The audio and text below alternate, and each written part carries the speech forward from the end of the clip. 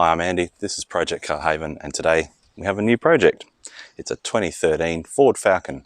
It's an FG Mark II with a 4-litre Barra engine. Now, I got this fairly cheap off a work colleague because apparently the ECU was faulty and it's preventing the car from starting. It also has a lot of interior work required. A couple of the tyres are flat, the tint's ruined, but the price was right. Now I'm just going to verify something. What I'm going to do is put the key on and attempt to start it and see what it does. Can't really see anything on the info display because that screen is absolutely boiled and totally delaminated. The ICC is also very dark. You probably might not be able to see it, but you can kind of see the buttons there on the outer edges, so that'll need replacing. Trim pieces are broken. The headliner's no good. So I turn the key. Oh, I can hear relays clicking, so I'm not 100% sure that the ECU is actually dead. Well, I know that the starter motor should be good because I helped him replace it before he decided to sell it to me. So here's the old starter. What I'm going to do is hook up a Lone Wolf 1000, which is a remote start button. You need to hook it up to this tab here. So by hooking up to this sense wire here, not the main terminals because then you'll melt the wiring of the remote starter, I'll then be able to manually actuate the starter and see if it actually spins to make sure that it does actually work and not defective out of the box. A few moments later. So the remote starter has 2 leads, 2 alligator clips. One of those is attached to that tab on the starter motor now. It was fairly accessible from underneath. It's on the very low side, so I took the lead off of that, attached my alligator clip there, take the other one, positive terminal of the battery. Now, even without the key on, that'll deliver power directly to the starter, and hopefully it should spin. Okay, starter's good. So what I'm thinking or hoping for is that the switch on the back side where the key is actually broken. It's a common fault and they do fail on these. If that's all it is, this may actually start and run, and we're off to a good start with getting this back on the road.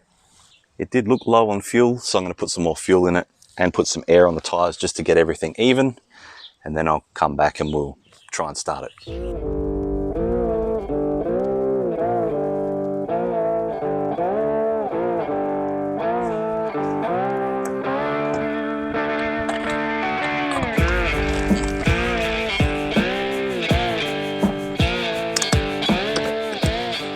So I'm all fueled up. I've got to put the ignition on. That will then allow the car to start provided the ECU isn't fried. I hope it's not, because that would require a replacement ECU and recoding, and that could get expensive. Fingers crossed, here goes nothing.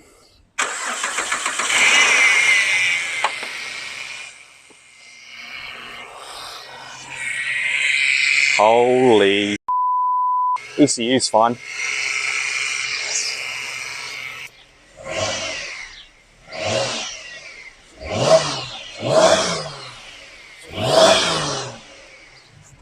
Sounds nice. It's not misfiring. It does have a valve cover leak. We'll sort that out. Well, because I'm still working on the Legnum and I don't have space in my usual spot, what I think I might do is move this out to the front yard and start working on it out there. Well, it was a very short drive getting it to the front yard, but it drove nice and smooth and went fairly well. So I was just going to jump straight in, get into switching out that ignition switch, and it shouldn't take too long because all the covers have already been taken off. Someone else has already been in there. I would say all this stuff got taken off when the mechanics were trying to diagnose what was going on, and they had said the ECU was no good, which we can now prove is not so correct. So the ignition switch is just here on the back side of the actual key barrel. It's held in by one small Torx bolt there. We'll take that out, unplug it.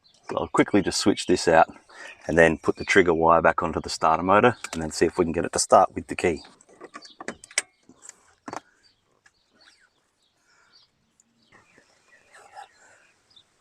Okay, unplug that, bring there.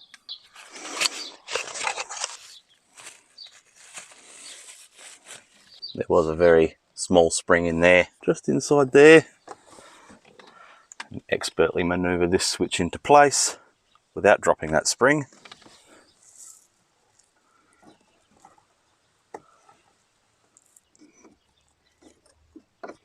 Well, that didn't take long at all. It's the moment of truth. Got that wire back on the starter. Got the battery hooked up. Now it's a matter of turning the key and see if it'll do its job and start. If it doesn't, I do have a plan.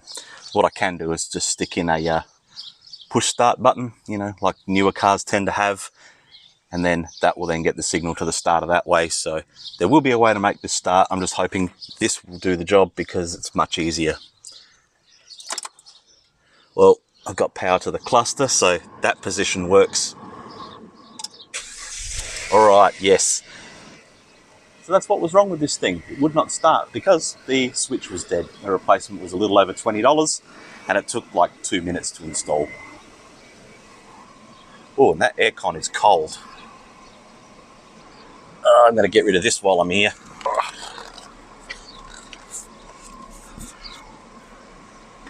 Don't need that.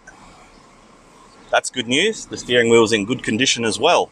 Well, now it starts and drives, so that's that sorted out. Game plan should be, I think, start with cleaning the interior because it's gross. But I jumped ahead and did something else. I noticed the trim panel here was broken, and in order to get that out, it's got 2 studs on the back. You have to drop the glove box and the glove box frame to be able to then reach up in there to get those. So I already went ahead and did that. Seeing as it's already out, I may as well fit my new piece that's not broken in there. And seeing as it's already exposed and easy to get to, I'll change the cabin air filter while I'm in here. Yep, okay, so that's poop. I'm gonna vac that out before I stick my head in there to reinstall that trim piece just here. Chuck these floor mats. I'm not gonna go full blown cleaning. I'm just gonna clean this area so I can get this job done.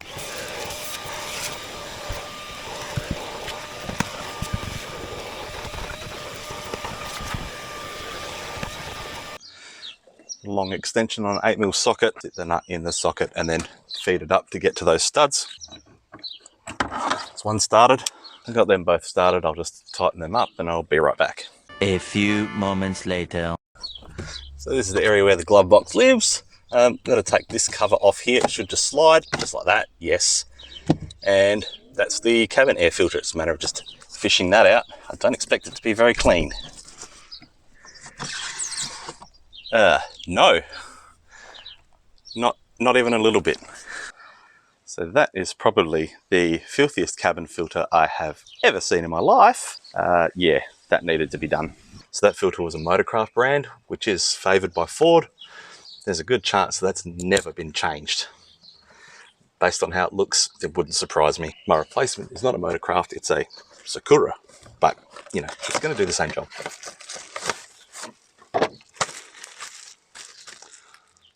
Even comes with a new spare door. Yep, that's pretty identical. The foam seal on the back of that is much better, so I'm going to use that new one. I'll keep that as a spare. Well, now that that's changed, I'm kind of curious to see how much that affects the airflow and the smell. Whoa, that's quite a lot more powerful, and it doesn't stink, which is a bonus. Now I'm going to go away and clean all those other trim pieces, but I'm not going to fit them right away because while you're in there, I've got all the stuff out of the way. I need to get that cluster out to do something about that information screen. So in the meantime, I'm just going to get things like the floor mats and seat covers out and clean up the bulk of the filth and then get into the nitty gritty and then start trying to put it back together after that. Ah, yes.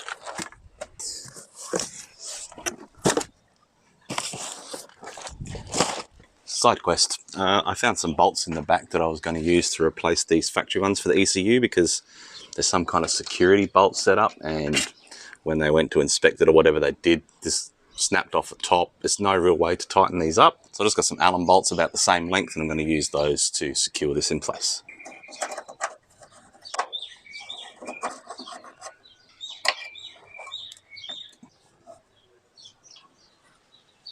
Perfect. Get these seat covers out.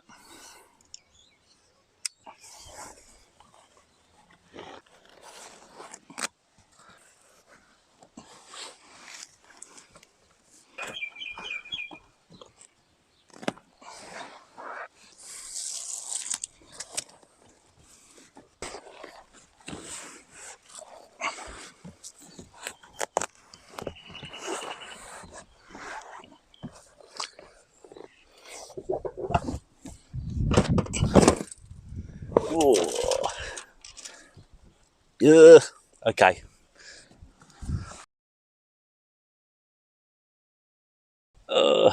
Let's collect the treasure first.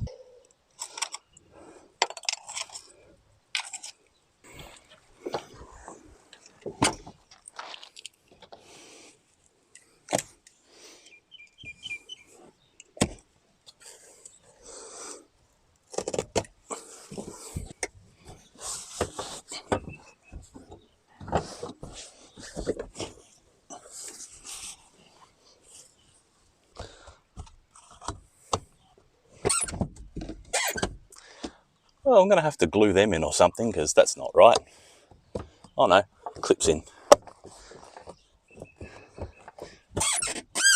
Oh, very stiff and squeaky.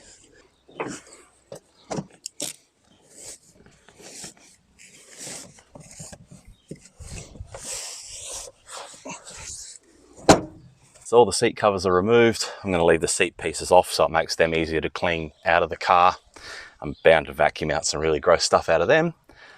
Another while you're in there job, this seat belt buckle here, one of them's completely broken, the one for the center. I have a replacement for that, so while everything's apart, it's easy to access. I'll change that over now, and then I'll get on to cleaning all of the this stuff that was under the seat, as well as vacuuming all the rest of the carpet, so on and so forth. It's always something. A little bit strange, it's 18mm.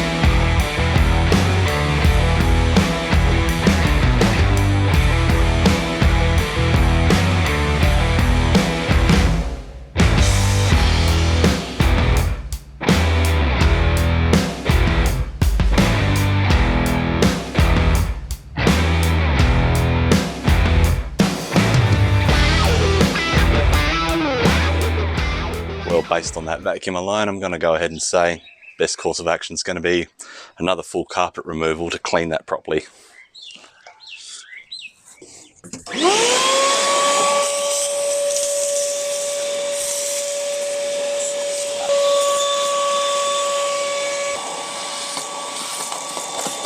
And I don't normally vacuum engine bays, but those rat turds and leaves were really getting to me, so I'll pressure wash it, but that makes me feel a bit better for now.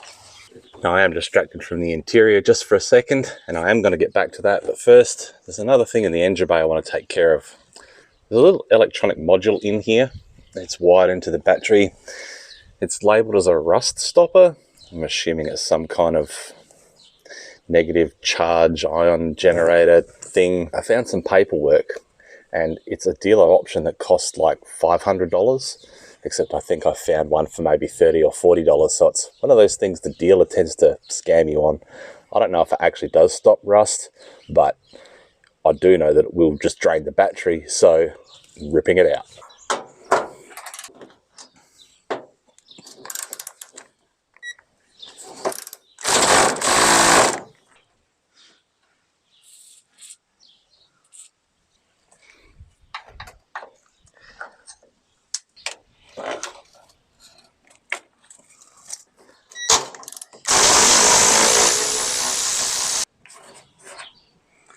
Well, for a rust stopper, it's pretty rusty under the bolt for one of the leads. So we've got a computerized electronic corrosion inhibitor. I don't think so. So the display in the center of the cluster is very hard to read and no good, it's all bubbled up. Now, the clusters are coded to the car, so I can't just simply throw another one in. and I can't find a replacement screen. So what I did is I bought another cluster, and I'm going to attempt to rob the screen out of that and put it in this, so I don't have to go through the hassle of recoding anything, and I get a display back. Hopefully it's just a small LCD on a ribbon cable, but we'll find out once I get it out and pulled apart. Gently going to pry this trim out.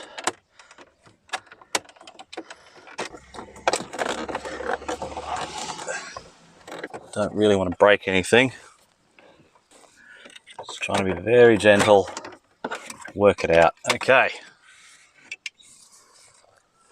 Well, now that I have that piece of trim out, there appears to be 2 screws at the bottom, and I think they're the only ones holding it in, so I'm going to undo those and hopefully get this moving.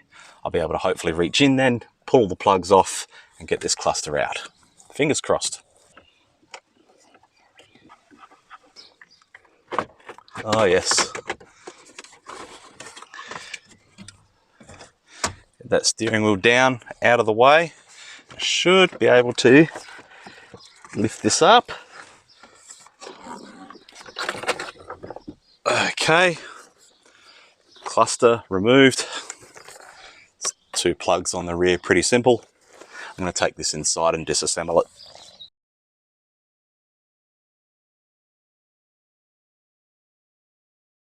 A few moments later. So I've already pulled the good cluster apart. I managed to get that screen out, so now I'm going to pull the old one apart and switch the screens. The cluster itself is built in many layers, and it's all just held in with clips. It's a matter of taking the outermost pieces off, working your way in, fit the screen, go back in reverse order. So the outer bezels first. There's 3 clips on top. It might be easier to do the underneath ones first. They're quite solid. As you can see here, here's the clips for the outer bezel. Here's the clear lens. Switch back to the top. Now there's a bit of pressure on there. They should just pop out pretty easy.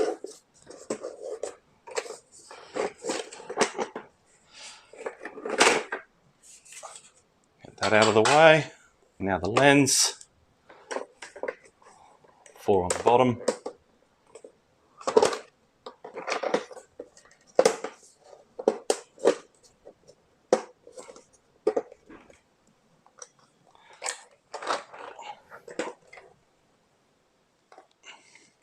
Now the shroud, I'll spin it around for this.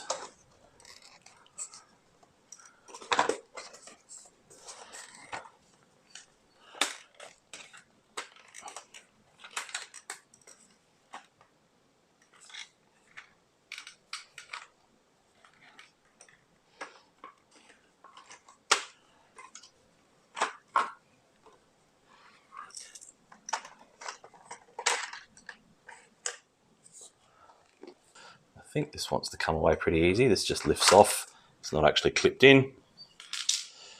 Now we've got access to most of the stuff.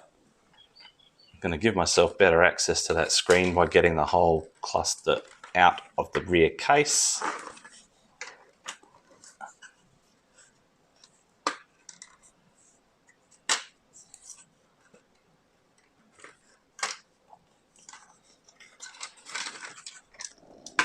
Goes there. Here we are. That's just a ribbon cable running to the screen. It's clipped in at the top. These clips are hiding the bottom, but it will just slide out. There's 2 little black tabs on either side of the ribbon cable that need to be pulled towards the gauges. That will then release the ribbon from the connector.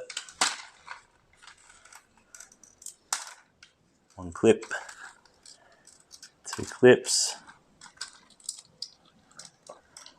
Get that ribbon out. Okay. There's the destroyed section of the screen. So those retaining clips on the original cluster were quite brittle. They're broken, but it should just sit in place anyway. I'm not too concerned about it.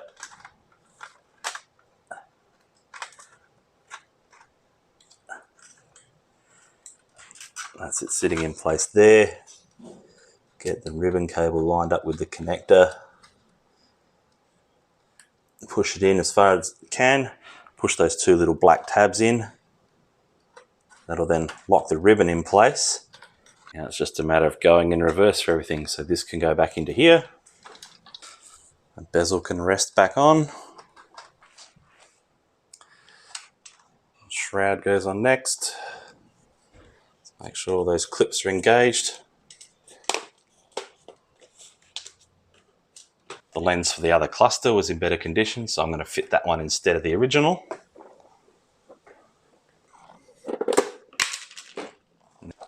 This surrounds the fun part because you've got to get all the toggle buttons rods to line up with the buttons, which they obviously do not want to. Eventually. So there's a bit of mucking around getting those rods to sit into those buttons and get the sides on and everything to line up. But I finally got it all clipped together. New screen's in. Now I just need to throw it in the car and test to see if that screen works. It should. There's no reason it shouldn't, but stranger things have happened. All assembled and back together. Just throw it back in quickly. Now hook up the battery and give it a quick test before I remount everything permanently. The odometer's actually lit and I can actually see the kilometres. It's 199,452. Give it some power. Ford logo, gear indicator, everything seems to be working okay. Yeah, can actually see the display again. So that's that fixed. Now just to get it mounted in there correctly again, somewhat clipped in, I guess. Now that's repaired, I can get all the trim pieces reinstalled. But first I'm just gonna take this away and clean it. It's a bit gross. I mean, it all needs cleaning, but I'm gonna get this done while it's out.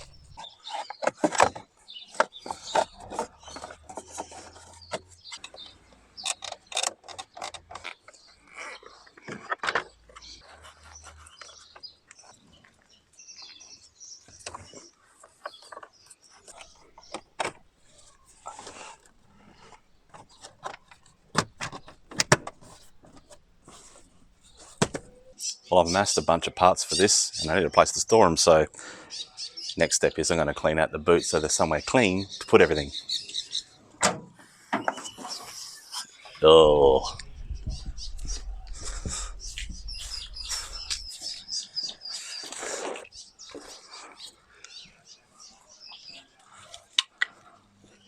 Oh.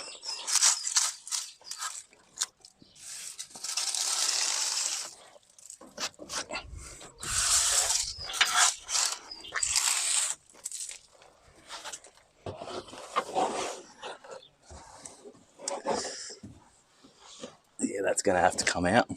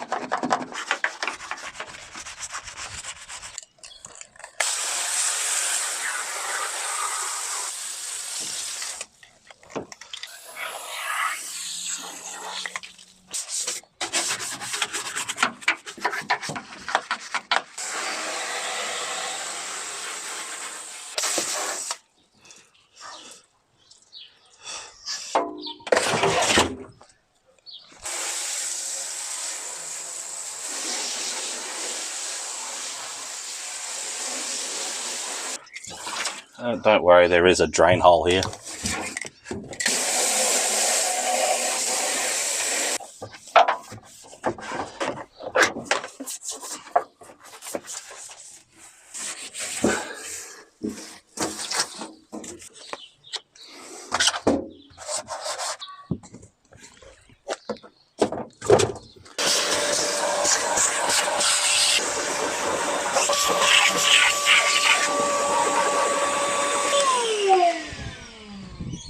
Well, this is boot carpet and likely to be quite filthy, so I'm going to vacuum it and then scrub it and then wet vac it and just make it as good as I can.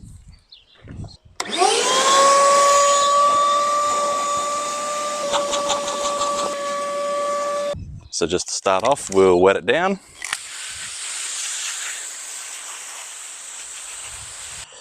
Carpet shampoo. Scrub.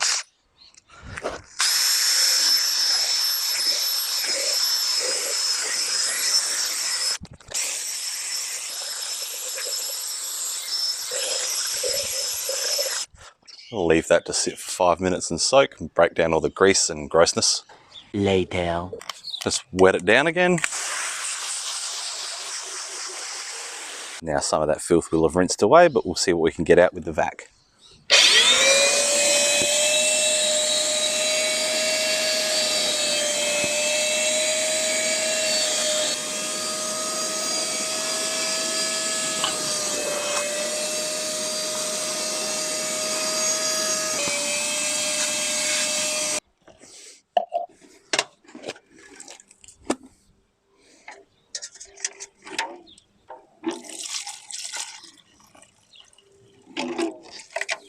Well, to be honest, I was expecting worse, but that's still not great. So now I'm going to wait for that carpet to dry, throw it back in. All the spare parts I've accumulated can now live in the back. And I think that's the end of this episode. So we started with a no crank, no start to a running and driving vehicle that still needs a lot of cleaning done. The paintwork definitely needs attention. I need to give it a full service and replace some gaskets, but we're on our way to bringing this thing back on the road. So hope to see you in the next one.